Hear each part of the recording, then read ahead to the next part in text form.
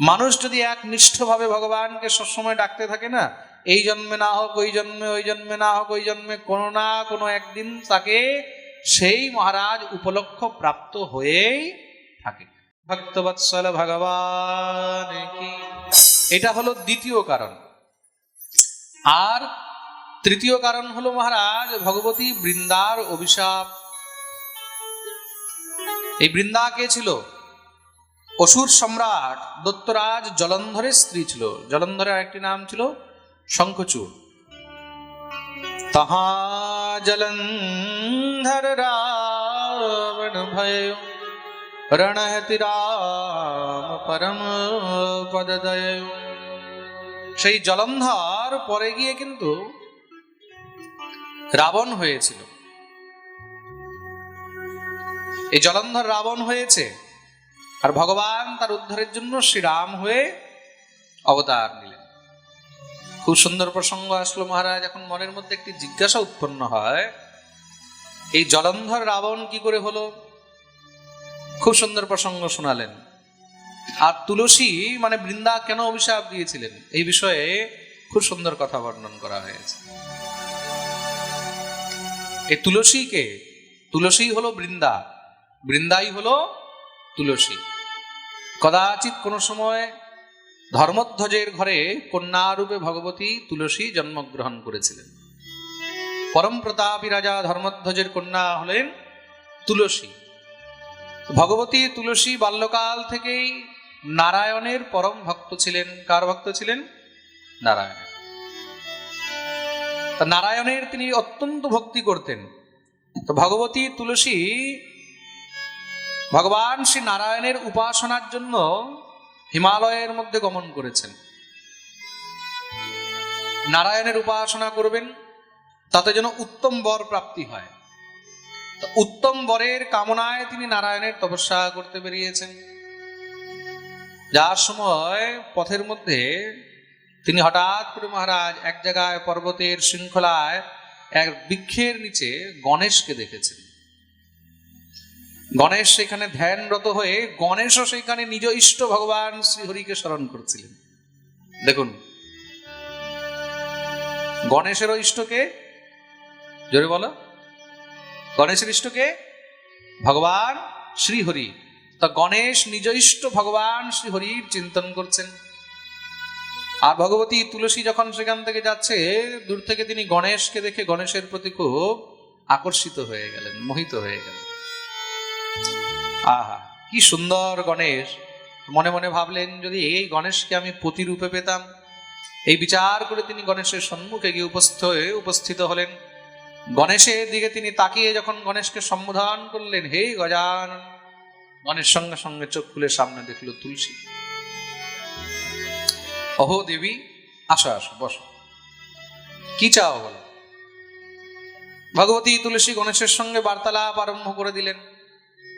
যেই কোনো মহারাজ কথা বা যেই কোনো সম্বন্ধ বার্তালাপ দিয়ে আরম্ভ হয়, তার জন্য সবার সঙ্গে বেশি বার্তালাপও করতে নেই। বেশি কথা বলতে বলতে কি হয়, আজকে তুমি ফেসবুকে কথা বলবে, তারপরে মেসেঞ্জারে কথা বলবে, এবার মেসেঞ্জার থেকে আস্তে আস্তে হোয়াটসঅ্যাপে চলে আসবে না? আর হোয়াটসঅ্যাপ থেকে তারপরে আস্তে আস্তে এবার মহারাজ তোমার ঘরে ঢুকে যাবে। প্রেম সে বলো জয় শ্রীরাম। তার জন্য অত্যধিক বেশি চ্যাটিংও কিন্তু ভালো নয়। এই চ্যাটিং পুরো একদম চেটে চলে যাবে। তার জন্য এসব থেকে সাবধান থাকবে। সবসময় সবার সঙ্গে অত্যধিক বেশি কথা বলতে নেই। বেশি কথা বললে, দেখো, এটা তো একটা হাস্য পরিহাস্যের কথা। বেশি কথা বললে কি হয়, নিজের ভিতরের যে কথাগুলো না, নিজের ঘরের কথাগুলো কিন্তু বেরিয়ে যায়। লিখে রেখে নাও তোমরা, যে মহারাজজি পাঠের মধ্যে বলেছিলেন, মিলিয়ে নিও এই কথাটাকে। যদি এক অক্ষর মিথ্যা হয়, এটা আমি না, এটা শাস্ত্র বলছে। কার সঙ্গে যখন আপনি বেশি ঘেঁষাঘেঁষি করবেন, বেশি কথা বলবেন, তো বেশি কথা বলতে বলতে কি হয়, তখন আস্তে আস্তে হৃদয়ের কথা বেরোনো শুরু হয়ে যায়, ঘরের কথা বেরোনো শুরু হয়ে যায়। ঘরের মধ্যে কি হচ্ছে, স্বামীর সঙ্গে কি হচ্ছে, স্ত্রীর সঙ্গে কি হচ্ছে, সন্তানের সঙ্গে কি হচ্ছে, কার কার সঙ্গে কি হচ্ছে, সব কথা দেখবে তখন আস্তে আস্তে বেরোনো শুরু হয়ে যাবে, তখন ঘরের কথা বাজারের কথা হয়ে যায়। প্রেম সে বলো জয় শ্রীরাম। তার জন্য অত্যধিক কার সঙ্গে বেশি বার্তালাপও করিতে নেই। নিজের ঘনিষ্ঠ বন্ধু ঘনিষ্ঠ মিত্র ছাড়া যার তার সঙ্গে অত্যন্ত বেশি বার্তালাপ করা উচিত নয়। দুজনার মধ্যে বার্তালাপ আরম্ভ হয়ে গেল, কথা বলতে বলতে বলতে বলতে বলতে বলতে এবার তুলসী জিজ্ঞাসা করছে, তুমি এখানে কি করছো? গণেশ বলছে, আমি এখানে বসে নিজের ইষ্টদেবের স্মরণ করছি। ইষ্টদেবকে? গণেশ বললেন, ইষ্টের নাম নিতে নেই। নিজ ইষ্ট, নিজ গুরু, নিজের স্বামী, তাদের নাম অত সহজে নিতে নেই, এগুলো কিন্তু গুপ্ত রাখা উচিত। প্রেম সে বলো জয় শ্রীরাম। আগেকার দিনে দেখবে যারা বয়স্ক ছিল না, বয়স্ক মারা আগেকার দিনে নিজের স্বামীর নাম নিত না। পানি দিয়ে আগেকার দিনে বয়স্ক মারা নিজের স্বামীর নাম নিত না, তাই তো? ছেলের নাম নিয়ে বলতো অমুকের বাবা, এরকম হতো না আগেকার দিনে। আজকাল তোমার আর স্বামীকেও নাম ধরে ডাকে। সৌরভ এদিকে আসো তো, এই বাবলু, এই ঝন্টু এদিকে আসো, বরকে নাম ধরে ডাকছে। প্রেম সে বলে জয় শ্রীরাম। এখন তো বোঝাই যায় না যে মহারাজ বর না বন্ধু, বরকেই মারে নাম। এই গোপাল এদিকে আসো।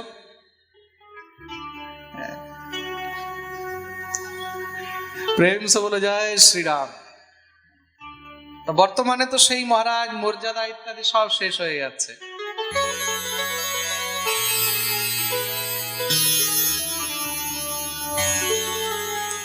তা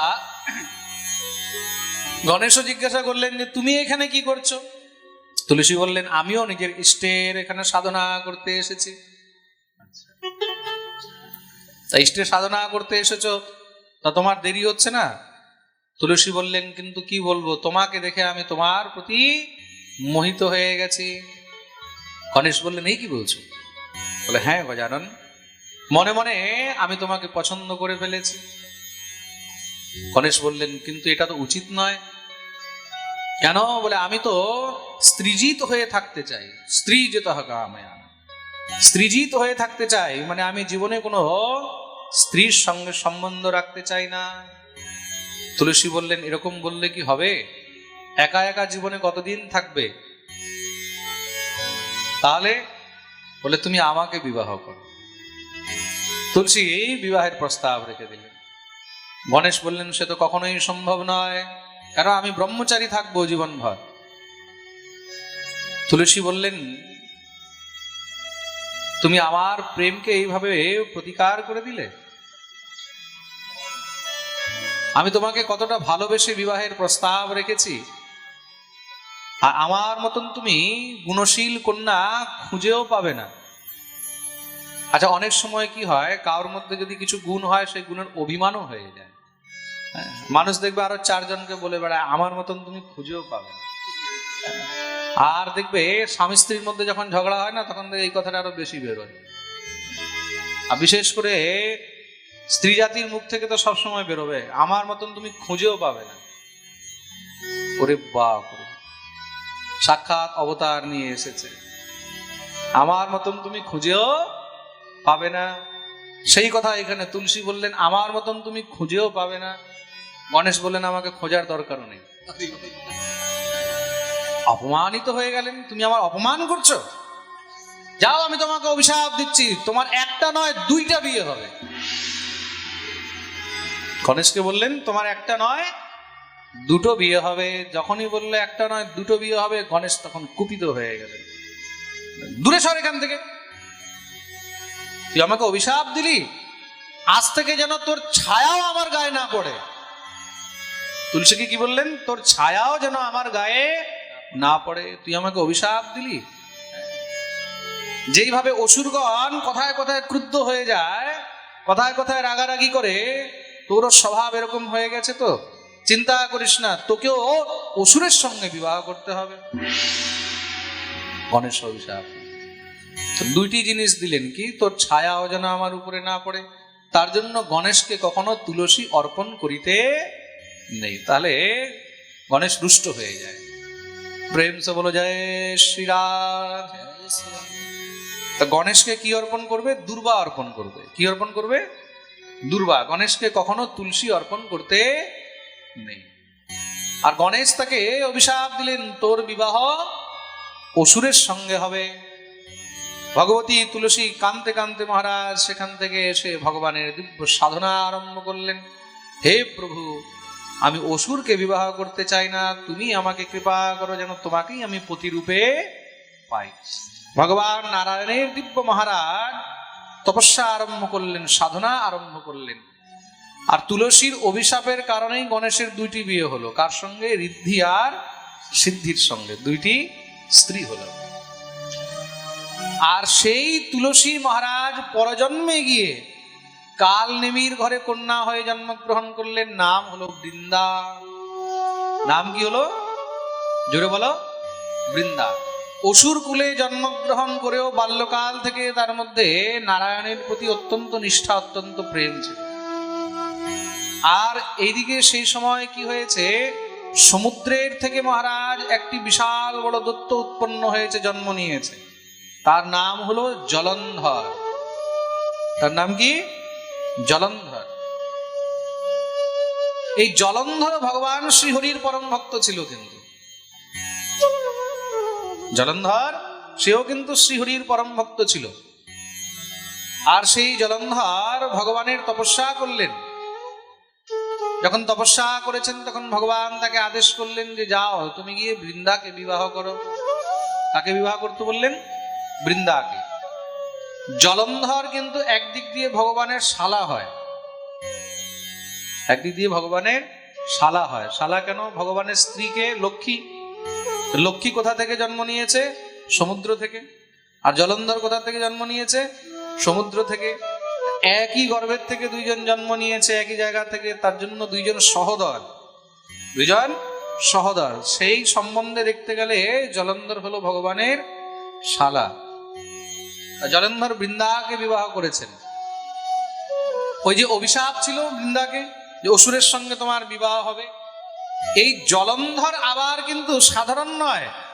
দেবাদিদেব মহাদেবের ক্রোধের থেকে তার জন্ম হয়েছে। একবার দেবরাজ ইন্দ্রের সঙ্গে মহাদেবের কিছু কথা তর্কাতর্কি শুরু হয়েছে। তা ইন্দ্র মহাদেবকে যখনই বজ্র দেখিয়েছে, মহাদেব কি আর পিছনে থাকে? বজ্র দেখাতে মহাদেব ত্রিশূল নিয়ে মহারাজ একদম রেডি হয়ে গেছে, তোকে দেখাচ্ছি বেটা। যখনই মহাদেব ত্রিশূল নিয়ে বেরিয়েছে, সঙ্গে সঙ্গে ব্রহ্মা এসে সেখানে দাঁড়িয়ে গেছে, দুজনকে শান্ত করালো। আর মহাদেবের কোপ, মহাদেবের ক্রোধ তো কোনো সাধারণ নয়। মহাদেবের এমন রাগ উঠেছিল, মনে হচ্ছে এখনই ইন্দ্রকে মেরে ফেলবে। ব্রহ্মা বললেন, রুদ্র নিজের ক্রোধকে শান্ত করো। মহাদেব বললেন, এখনই ক্রোধ এমন উঠেছে, মনে হচ্ছে এখন মেরে ফেলি। কি করবো এই ক্রোধকে? বলে, ক্রোধকে তাড়াতাড়ি তুমি ফেলে যাও। কোথায়? সমুদ্রের মধ্যে ফেলে দিলেন। সমুদ্রের মধ্যে নিজের ক্রোধকে মহাদেব ফেলে দিলেন। আর তার থেকেই যেই পুত্র হলো তার নাম হলো জলন্ধর।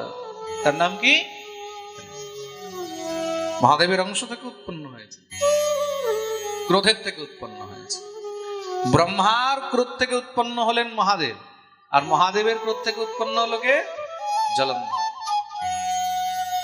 তামসিক প্রবৃত্তি যখন মনুষ্যের মধ্যে হয়, তামসিক প্রবৃত্তি থেকে একমাত্র শুধু অসুরেরই উৎপত্তি হয়। কার উৎপত্তি হয়? অসুর।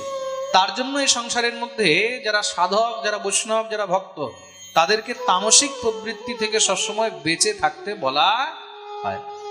তার জন্য নিজে আহার বিহার শুদ্ধ করতে হয়। আহার তামসিক হলে বিহারও তামসিক হবে। প্রেম সে বলো জয় শ্রীরাম।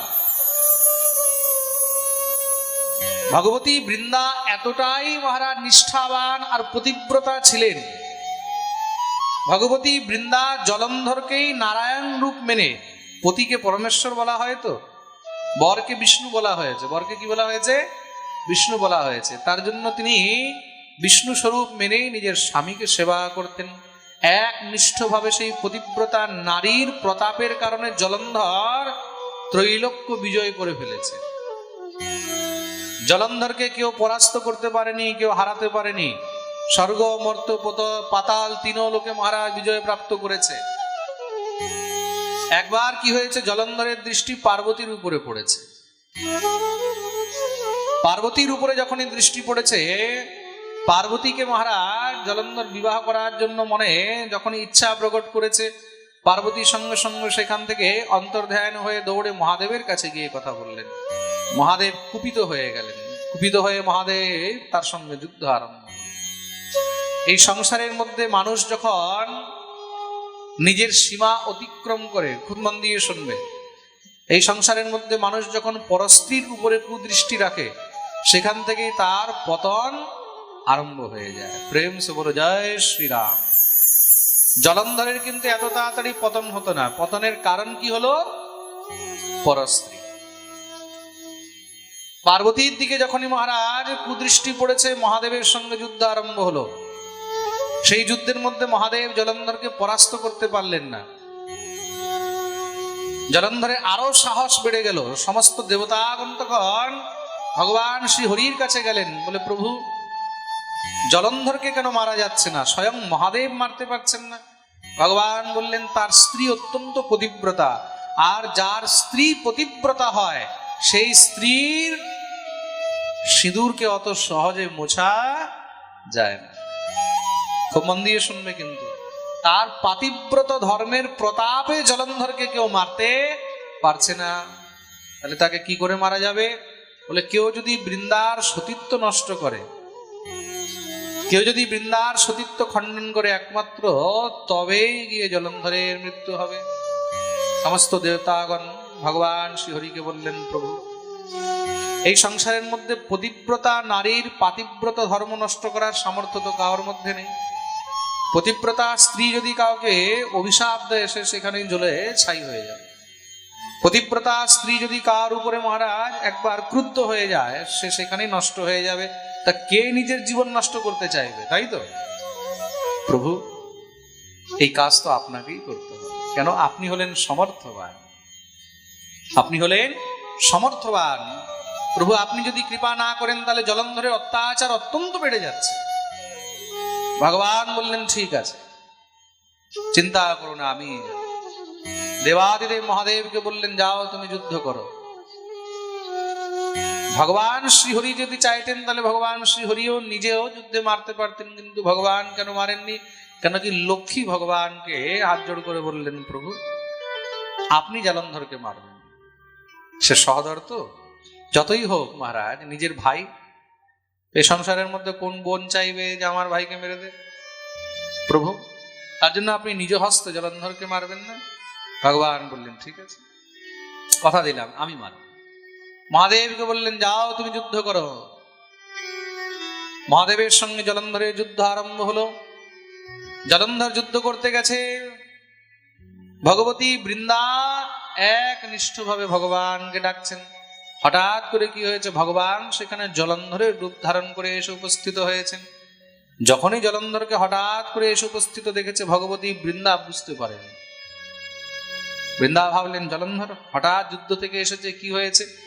ভগবতী বৃন্দা জলন্ধরকে দেখে দৌড়ে এসে আলিঙ্গন করেছেন। যখনই আলিঙ্গন করেছেন, আলিঙ্গন করতেই সঙ্গে সঙ্গে বৃন্দা বুঝে গেছেন এ তো জলন্ধর নয়। সঙ্গে সঙ্গে সতী তো, স্পর্শেই সঙ্গে সঙ্গে বুঝে গেছেন এ তো জলন্ধর নয়। সঙ্গে সঙ্গে তিনি ক্রুদ্ধ হয়ে গেলেন, কে তুমি? তোমার এত দুঃসাহস, তুমি এসে আমার স্বামীর রূপ ধারণ করে আমার সতীত্ব খণ্ডন করলে? আমি স্বপ্নেও পরপুরুষের বিষয়ে চিন্তন করিনি, আর তুমি এসে আমাকে আলিঙ্গন করলে? কে তুমি? নিজের বাস্তবিক রূপ দেখাও। সঙ্গে সঙ্গে ভগবান নিজের বাস্তবিক রূপ দেখালেন। আর এইদিকে কি হয়েছে, দেবাধিদেব মহাদেব জলন্ধরকে বধ করে দিলেন। জলন্ধরের মৃত্যুর খবর যখনই শুনেছে, ভগবতী বৃন্দা জোরে জোরে কাঁদতে লাগলেন, হে নারায়ণ, তুমি আমার সঙ্গে এত বড় অধর্ম করলে? তুমি স্বয়ং ধর্ম হয়ে আমার সঙ্গে অধর্ম করলে? তোমার হৃদয় এত বড় পাষাণের মতন হয়ে গেল? তোমার হৃদয়ের মধ্যে কি দয়া নেই? যাও আমি তোমাকে অভিশাপ দিচ্ছি, তুমি পাষাণ হয়ে যাবে, তুমি পাথর হয়ে যাবে। আর শুধু তাই নয়, আজকে আমি নিজের স্বামীর বিয়োগে কাঁদছি, তোমাকে অভিশাপ দিচ্ছি, একদিন তুমিও নিজের স্ত্রীর বিয়োগে কাঁদবে। যেইভাবে আমি বিলাপ করছি এইভাবে তুমিও মনুষ্য হয়ে স্ত্রী বিয়োগে বিলাপ করো। ভগবতী বৃন্দা অভিশাপ দিলেন, ভগবান সেই অভিশাপ স্বীকার করলেন। আর সেই অভিশাপের কারণেই ভগবানকে মনুষ্য হয়ে জন্মগ্রহণ করতে হলো, ভগবানকে শ্রীরাম রূপে জন্ম গ্রহণ করতে হলো। আর এই জন্মে ভগবান স্ত্রী বিয়োগ প্রাপ্ত করলেন, এটাও অবতারের একটি কারণ। ভগবতী বৃন্দা সতী হয়ে গেলেন। বৃন্দা যখন সতী হচ্ছেন, ভগবান তখন বৃন্দাকে কথা দিলেন, চিন্তা করো না, আমি তোমাকে যখন স্পর্শ করেছি, তোমার হাত ধরেছি, এই হাত আমি জন্ম জন্মান্তর পর্যন্ত কোনোদিন ছাড়ব না। ভগবান একবার যাকে ধরেন তাকে আর কোনোদিন ছাড়েন না। তোমার হাত ধরেছি, তুমি আজ থেকে আমার অত্যন্ত প্রিয়া হয়ে থাকবে। বৃন্দাयै তুলসী দেব্যৈ চ প্রিয়াयै কেশবস্য চ। আজ থেকে সমস্ত জগৎ তোমাকে আমার প্রিয়া বলে জানে। আর তুমি বৃক্ষ রূপে সংসারে পূজিত হবে, আমি পাথর রূপে পূজিত হব, আর তোমার সঙ্গে আমার বিবাহ হবে, আমি তোমাকে বিবাহ করব। তো ভগবতী বৃন্দা নিজের দেহত্যাগ করলেন, সতী হয়ে গেলেন। সতী হওয়ার পরে সেই যে ভস্য হলো তার থেকে একটি বৃক্ষ উৎপন্ন হলো, তাকেই তুলসী গাছ বলা হয়েছে। আর সেই তুলসীর সঙ্গে ভগবান শিলা হয়ে গেলেন। ভগবান যে শিলা হয়েছেন সেটাকে শালগ্রাম শিলা বলা হয়। কি বলা হয়? শালগ্রাম শিলা। তো ভগবান শালগ্রাম রূপে তুলসীকে স্বীকার করলেন, তুলসীর সঙ্গে পরিণয় করলেন, বিবাহ করলেন। কোন দিন? কার্তিক মাস শুক্লপক্ষ একাদশী তিথিতে, যেদিন তুলসী শালগ্রাম বিবাহ হয়। যেই জীব তুলসী আর শালগ্রামের বিবাহ করিয়া থাকে, মনে রাখবে, প্রত্যেক ভক্তদেরকে, বৈষ্ণবদেরকেও তুলসী আর শালগ্রামের বিবাহ করাইয়া থাকেন, তাহারা নিজের জীবনে অত্যন্ত সুখ প্রাপ্ত করে স্বয়ং নারায়ণকে পেয়ে থাকে। যেইভাবে তুলসী গোবিন্দের প্রিয়া হয়েছে, সেইভাবে তারাও গোবিন্দের প্রিয় হয়ে থাকেন। তার জন্য প্রত্যেক বৎসর কার্তিক মাস শুক্লপক্ষ একাদশী তিথিতে দেখবেন কি হয়? তুলসী আর শালগ্রামের বিবাহ হয়। বলিয়ে ভক্তবৎসল ভগবান কি। দেখুন, বৃন্দা প্রথম থেকেই গোবিন্দকে কিন্তু প্রতিরূপে পেতে চেয়েছিল, নারায়ণকে চেয়েছিল। মানুষ যদি একনিষ্ঠভাবে ভগবানকে সবসময় ডাকতে থাকে না, এই জন্মে না হোক ওই জন্মে, ওই জন্মে না হোক ওই জন্মে, কোনো না কোনো একদিন তাকে সেই মহারাজ উপলক্ষ প্রাপ্ত হয়েই থাকে। বলে না, উদ্দেশ্য যার মহৎ, ভগবান তার সহায়। যদি তোমার মনের মধ্যে এক নিষ্ঠা রয়েছে ভগবানকে পাওয়ার জন্য, এক জন্মে না হলে দ্বিতীয় জন্মে, দ্বিতীয় জন্মে না হলে তৃতীয় জন্মে, তৃতীয় জন্মে না হলে চতুর্থ জন্মে, কোনো না কোনো জন্মে গিয়ে তুমি গোবিন্দকে পাবেই পাবে। তার জন্য মনের মধ্যে নিষ্ঠা